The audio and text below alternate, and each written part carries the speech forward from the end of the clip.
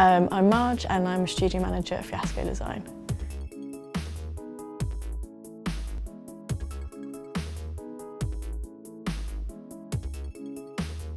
So I left, it was a bit of a leap of faith because I left my last job in a hope that the internship would lead on to full-time employment, which it did, which is very grateful for.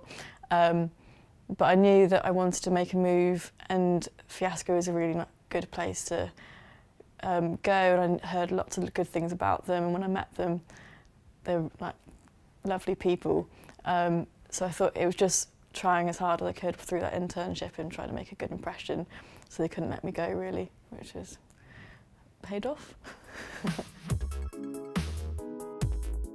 There's lots of different things to be involved in, especially having a creative background. I can sort of jump in on little things that can be done, knowing like Adobe Suite and stuff like that is really useful, and having like a creative perspective on things with feedback. And we have a thing called show and tell on Fridays, and everyone gets to look at things that people have been doing in the studio, which is really useful because sometimes you don't, if everyone's doing their own thing, you don't necessarily know what's being like made, or you might see a glimpse of it on people's computers, but it's good to be able to share that with everyone and get a bit of feedback at the end of the day.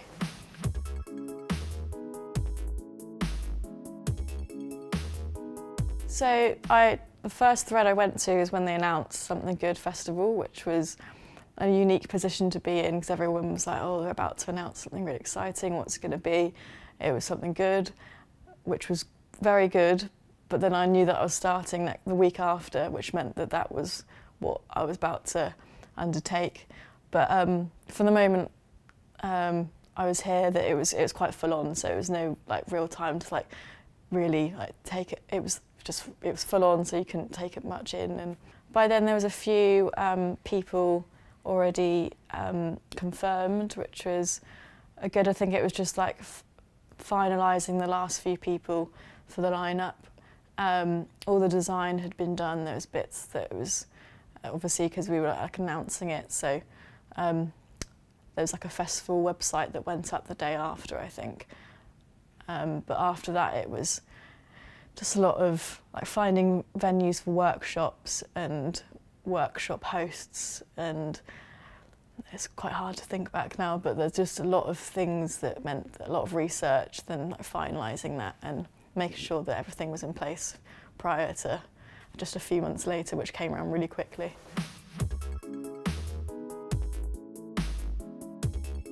I'd say one piece of advice is never underestimate self-promotion, especially like inventive mail-outs, because a year before I applied for the internship here at Fiasco, I'd sent them like a pop-up rocket Christmas card, which is actually on the wall just behind you,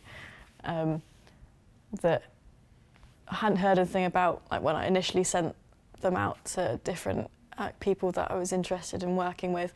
But when I came for my interview or like then started, I was like, wait, that's my rocket, like that's a weird like circle of like I've always been here sort of like, so it's nice to see that those sort of things are kept, even if you don't get any like immediate job opportunities or like feedback from it. It's always nice to send out some feelers because you never know when it's going to come back round to help you. And I suppose studio management isn't probably for everyone, because it's not. It's if you're going and thinking you're a designer and you want to be a designer and you're in a studio management like capacity, it's not like the most creative thing, but I really enjoy it because you get to like learn all the ins and outs of like of how things work professionally, and it's like nice to learn stuff like that, and being in a more professional creative environment. It's also nice if you're an illustrator. A lot of illustrators spend time on their own in their bedrooms or in studios, so it's nice to have that community of people that you work with and you get along with really well to spend your days with.